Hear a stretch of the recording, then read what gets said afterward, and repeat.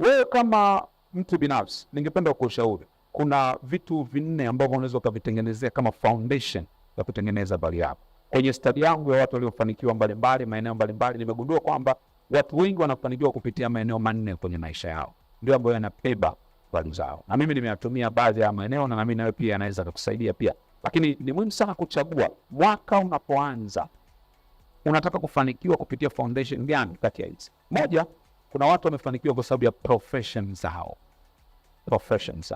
Yaani mtu ameamua kuwa mtaalamu wa mambo ya USC, amekuwa mtaalamu ni mwanasheria, amekuwa mtaalamu ni engineer, ameamua kutumia profession yake ku rise up on top. Na wako watu wa namna hiyo ambao wanamiliki makampuni, wengine wameajiriwa, wengine wana heshima zao kwa sababu wameamua kutumia profession yao. Lakini kama unataka kutumia profession yako for the best na kuongeza value kwenye unachokifanya, ushauri wangu ni kwamba lazima uwe katika 20% ya cream ya hiyo profession.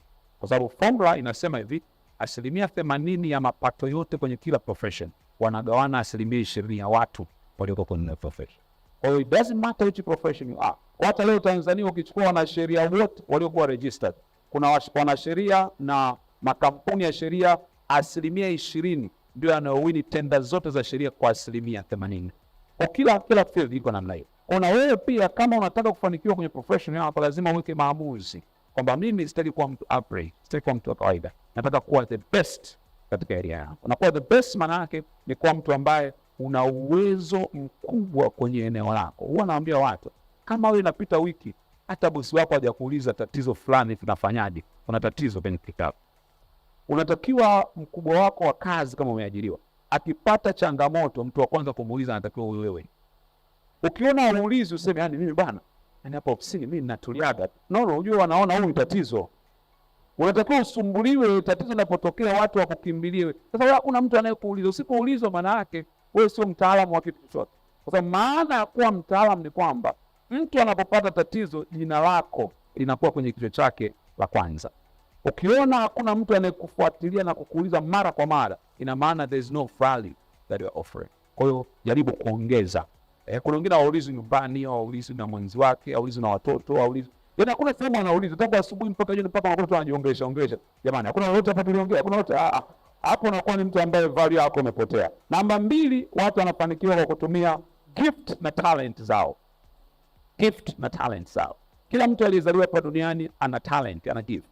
Gift au talent ni nini? Gift ni uwezo wa kipekee ambao Mungu amekupa kufanya jambo fulani. Jambo ambalo watu wengine wanahangaika, wanaliona ni gumu, wewe unaliona ni rahisi tu kulifanya. Na hakuna mtu ambaye ana talent au gift. Kwa sababu kwa kanuni ya Mungu ni kwamba hata kama ungeshindwa kwenda shule unatakiwa ufanikiwe.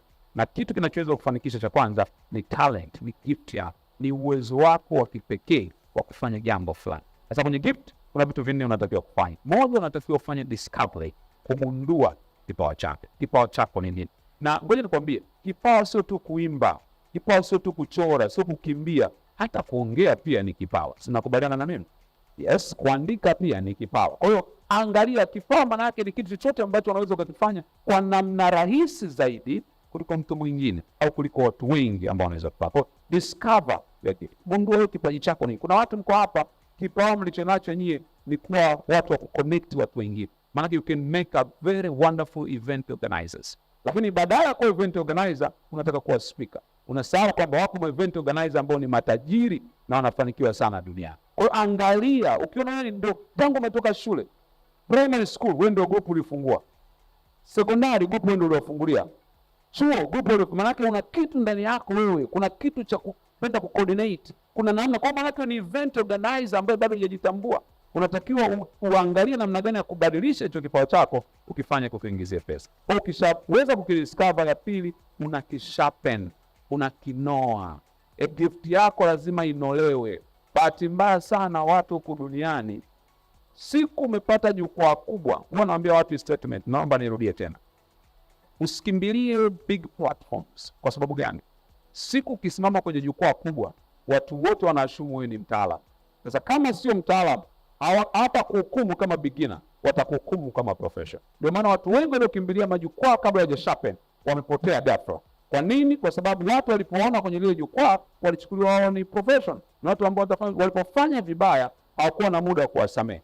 It's better people know that you are beginning, they will give you a second chance. Lakini ukiact kama tayari uko mature, they will never give you a second chance. Kwa sharpen your gift. Ni kile unachokifanya wakati hatuoni ndio kinakutengeneza wewe unapoonekana mbele ya watu. Mmoja alikuwa anamuuliza Usain Bolt, akamuuliza miaka 4 ambayo hatufanye Olympic unakuwa unafanya nini? Akasema you all know, nakimbia mara moja kila baada ya Olympic. Usain Bolt amekimbia Olympic 4 katika maisha yake. Na katika hizo Olympic 4 amelipwa jumla dola milioni 119 na amekimbia jumla sekunde 113 katika hizo Olympic 4 zote. Manake sekunde yake moja ina thamani zaidi ya dola milioni 1. Akasema hamnioni kwa sababu nakuja kukimbia mita 100 kwa sekunde 9, mita 200 kwa sekunde 19. Na nishangilia uwanja umejaa watu 60,000 wako pale, watu 100,000. Lakini kipindi chote ambacho hamnioni mimi huwa kuna kitu nafanya. So, is what we are doing in the private that makes you in public. Usidharau mazoezi ya kujifanyia wewe mwenyewe. Usidharau vitu ambavyo vinajenga uwezo wako. Ukishaweza kusharpen, kinachofuata sasa una expose. Unaanza kukionyesha. Unaanza kuonyesha watu kitu ulicho nacho. Na unapoanza kuonyesha, cha kwanza, focus ya kwanza sio hela. Focus ya kwanza ni kuimprove yourself. Get feedback. Ndio maana unapoanza lazima utafute feedback sana. Hivi ilikuwaje pale? Hivi ilikuwaje pale? Una improve. Alafu ya pili ukishamaliza ukishaendelea kusharpen, umeexpose, umepata improvement, unachotafuta kingine kinaitwa connection sasa. Connection. Ukipata connection itakupeleka kwenye kitu kinaitwa recommendation. Sasa watu waanza kusema ukitaka kitu chako kifanye vizuri, utafute mtu fulani. Maana hapo unaweza sasa umefika kwenye recommendation. Na ukiona umefika hiyo hatua, ndio unaenda kwenye hatua ya 4 ya kipaji chako ambayo inaitwa commercialization. Unakigeuza kipaji kinakuwa sasa biashara.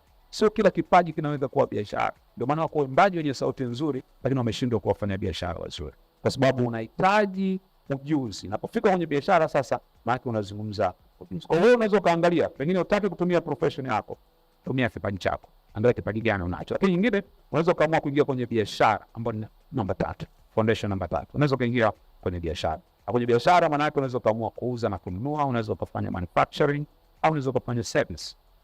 Unaweza kutoa huduma. Na hapo sasa sana kwa sababu sio sema ambao nataka tukae sana hapo. Lakini ya 4 nataka ujue kwamba unaweza ukaongeza thamani yako kupitia kitu kinaitwa specialized skill. Specialized skill. Na hii naomba nisisitize sana. Katika ulimwengu tulionao sasa hivi kuna watu wengi sana ambao wamefanikiwa wanafanya vitu vinavyoonekana in court vya kijinga au vya kawaida.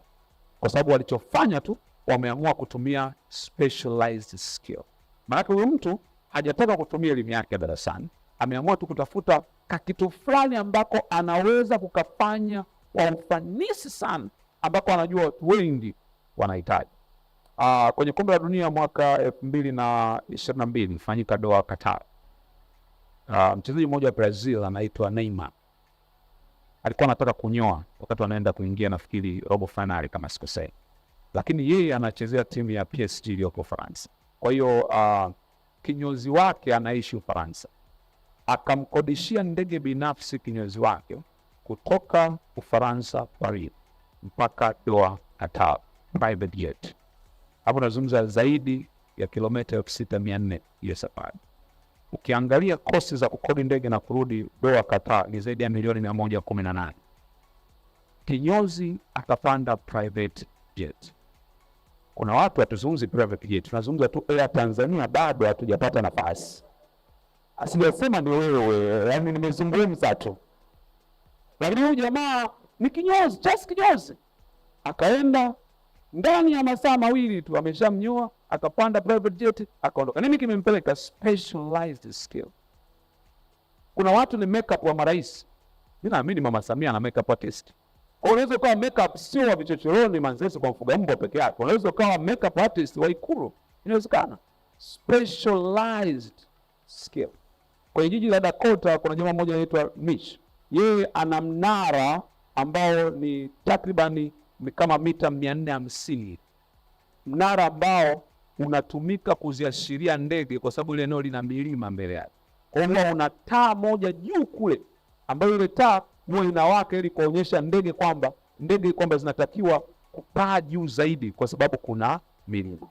So huyu jamaa anapanda kwenye ule mnara mara 2 kwa mwaka, kila baada ya miezi 6 ndio anapanda kwenye ule mnara. Ukitaka kuelewa mita 450 nini, tunazungumzia kama viwanja 4 vya mpira wa miguu kwenda juu.